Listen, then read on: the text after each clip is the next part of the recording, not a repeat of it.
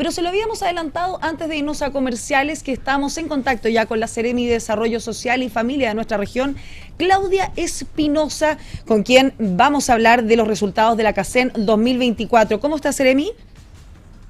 Muy bien, muy buenos días también y contenta de estar en contacto con usted en esta información que es una buena noticia, pero que es necesario también poder ahondar y poder explicar en lo que implica.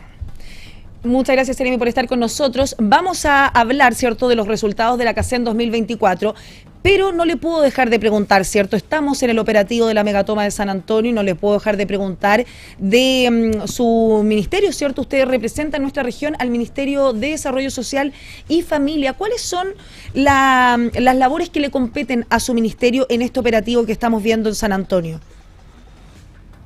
Precisamente resguardar la situación de ciertos grupos prioritarios también. Y ahí se ha hecho un trabajo junto con la municipalidad, junto con MIMBU también, quienes nos entregan ciertos catastros de las familias en las zonas afectadas, la cual se cruza con la información que tenemos como ministerio en el registro social de hogares, y también se identifican ahí la presencia de personas mayores, personas con discapacidad, y si hay niños, niñas o adolescentes también que van a ser dentro de las familias que se van a desalojar. Y hoy día en este momento tenemos a nuestro equipo ministerial con presencia precisamente dentro de los equipos que están ahí en la toma Centinela, atentos a poder responder a los requerimientos específicos que pueda requerir también, ¿no? Cualquier persona de estos grupos que sean prioritarios, personas mayores también, y por eso ahí está presente Senadi, Senama, la Oficina Local de la Niñez que ejecuta el municipio, y nuestro equipo ministerial directamente está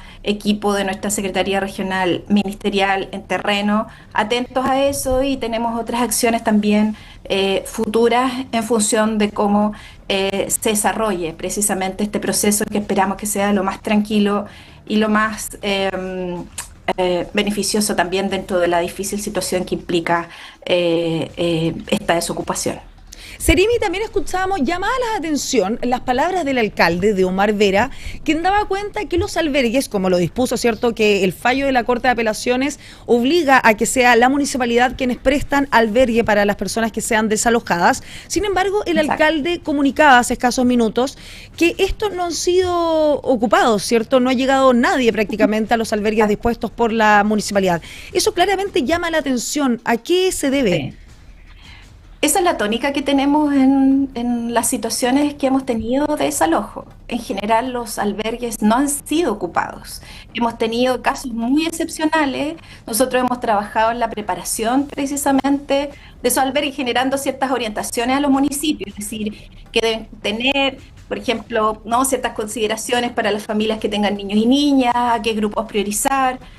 Y en ese sentido, lo que ocurre en este caso con el albergue San Antonio es la tónica que se ha dado en todas las situaciones de desalojo en la región. En general, los albergues no son ocupados y las familias toman otras decisiones, se trasladan o dejan, digamos, el sitio antes de que llegue el día, digamos, del desalojo. Seremi, si bien tenemos los ojos puestos en la comuna de San Antonio, nosotros íbamos a conversar sobre otro tema durante esta mañana, ¿cierto? Se dieron a conocer la semana pasada los resultados de la encuesta CACEN 2024, donde la región de Valparaíso, si bien sigue sobre el promedio nacional, tiene una reducción significativa en la pobreza por ingresos y la pobreza extrema. Eso sin duda es una buena noticia para la región de Valparaíso. Sí, mira, solo un detalle estadístico. Nosotros estamos dentro del promedio nacional, lo cual también es inédito, dado que son puntos estadísticamente no significativos, ¿no? Nos explican también quienes se dedican a esto, y eso implica una brecha. Es interesante pensar también que el promedio nacional se altera bastante porque la región metropolitana tuvo un cambio bien importante en ello, y por lo tanto también distorsiona un poco el promedio, pero nosotros pasamos de ser a veces la tercera comuna con mayor pobreza a estar hoy día en un lugar mucho posterior, ¿no? Y eso es una muy buena noticia respecto al avance de la situación de pobreza en nuestra región. Tengo ahí un audio cruzado. Yo lo escucho perfecto. Ah, perfecto, ya, súper. Entonces, ahí hay algo importante que señalar en ese sentido, ¿no? Y además que la gran novedad de la CACEN 2024 es que cambia su metodología. Y con la metodología anterior y con la metodología actual, los indicadores de pobreza mejoran, o mejor dicho, se reduce la pobreza con ambos tipos de mediciones. Y es importante decir por qué cambia la medición o por qué la 2024 utiliza una metodología distinta. Ese es un compromiso país. Es importante decir que desde los años 90 nosotros tenemos una tradición también de, como Estado, de medir la pobreza. Tenemos una institucionalidad asociada a esa, el Ministerio de Desarrollo Social, el INE, más universidades han estado en el diseño de estas metodologías, pero algo muy importante, la metodología 2024 es fruto de un trabajo de un consejo asesor totalmente transversal, de distintos colores políticos, que hace una recomendación, en este caso al presidente de la República, respecto a la medición y cómo el Estado de Chile debe medir la pobreza, la cual fue considerada prácticamente en su mayoría, y que pasa por una mesa técnica donde está Desarrollo Social, donde está el INE, donde está CEPAL, donde está PNUD,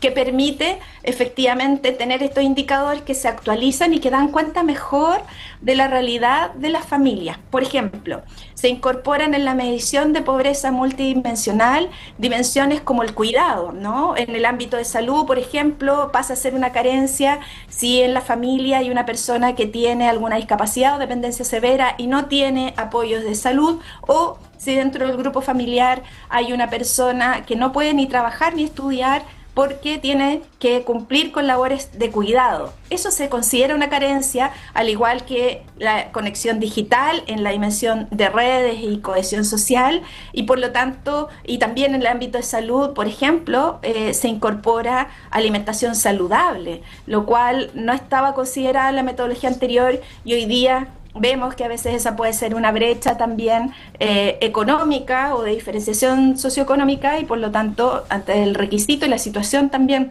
de alimentación y la situación de salud de la población, es necesario poder considerar este nuevo subíndice y por lo tanto incorporarlo a la mirada global de la pobreza multidimensional, que es uno de los formatos en los cuales se mide, que creemos que es el más relevante, pero también en la pobreza por ingreso.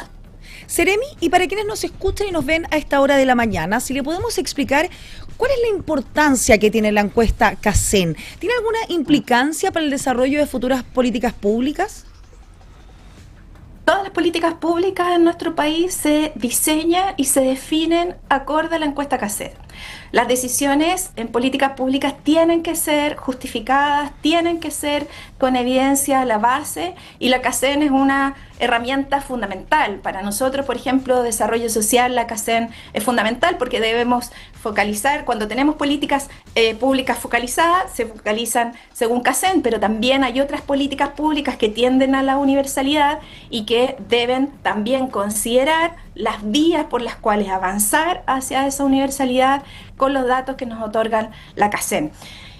Y eso es muy relevante, y es importante que nos quedemos con la tranquilidad de que tenemos desafíos, por supuesto, ¿no? Por supuesto que es un desafío importante. Pasamos como región de tener una pobreza multidimensional de un 20,9 a un 17,8 en el 2024, lo cual es una muy buena noticia, y también se redujo la pobreza severa, ¿no? De un 7,2 a un 5,7. Esas son buenas noticias. Sin embargo, hay ámbitos en los cuales tenemos que seguir trabajando y fortaleciendo. El acceso al trabajo es un ámbito relevante, mejoró, y eso es importante decirlo. Los últimos días hemos escuchado varias opiniones que no son coherentes, ¿no? Como por ejemplo, no es posible celebrar esta cifra, decía un parlamentario, porque son metodologías distintas y no se pueden comparar. No, tenemos que tener la tranquilidad de que con todo el tipo de mediciones las cifras bajan, y por lo tanto la rigurosidad es tal que es posible comparar y que es posible mirar transversalmente, y una trayectoria país que desde el 2006 claramente hemos ido mejorando y disminuyendo también los indicadores de pobreza. Y por otro lado también es relevante señalar que si bien hay grupos específicos donde siguen existiendo desigualdades, o por ejemplo, los niños y niñas, las personas menores de 18 años tienen mayores indicadores de pobreza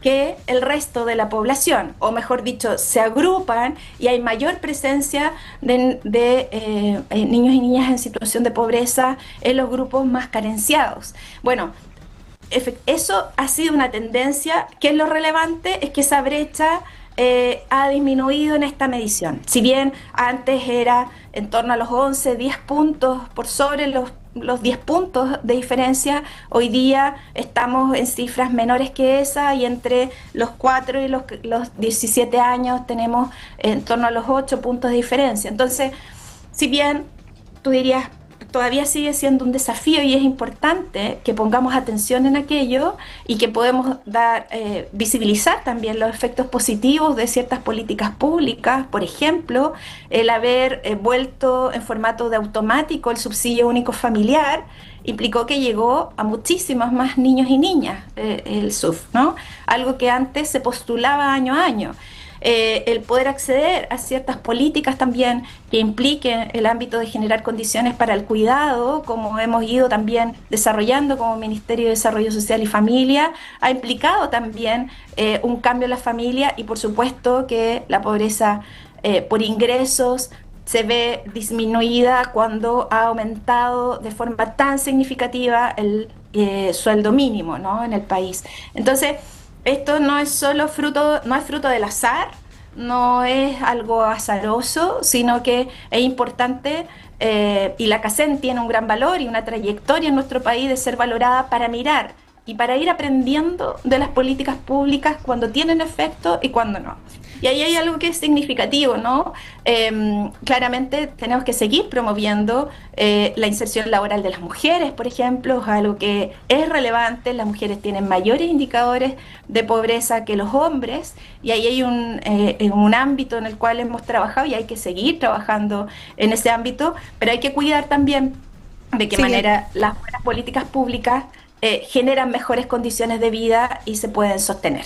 Si bien las cifras bajan, Seremi, usted lo decía, ¿cierto? Es todo un desafío y son cifras en las que, por supuesto, hay que seguir trabajando. Seremi de Desarrollo Social y Familia de nuestra región de Valparaíso, Claudia Espinosa Carremiñana, muchas gracias por estar esta mañana junto a Pura Noticia Matinal.